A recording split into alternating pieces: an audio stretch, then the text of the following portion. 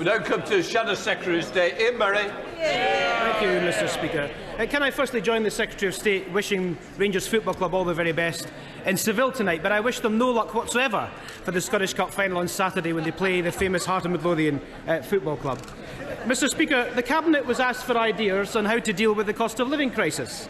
So far we've had take on more hours, get a better job, MOT your car every 2 years, buy supermarket branded food, or even learn to cook. And all the Chancellor has delivered is to give taxpayers a loan of their own money to pay their own bills. And despite oil and gas company profits being more than the combined increase of everyone's energy bills, they reject Labour's plan to give all households up to £600 off their energy bills with a one-off windfall tax on these profits. So can the Minister tell us what the Scotland team's contribution has been to these ideas, and which one of these ludicrous ideas does he most favour?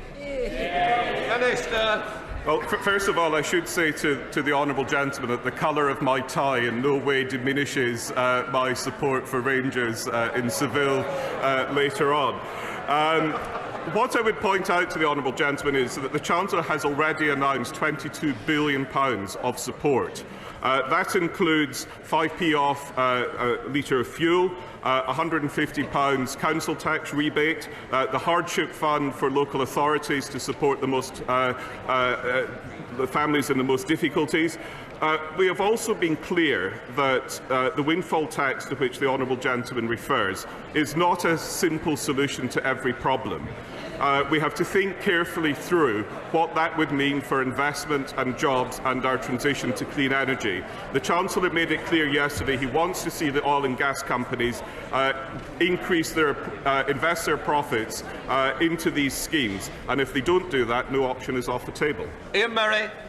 Mr Speaker, simply not good enough from this government. Inflation's at a 40-year high, but in reality, according to the Institute for Fiscal Studies today, is much higher for most families.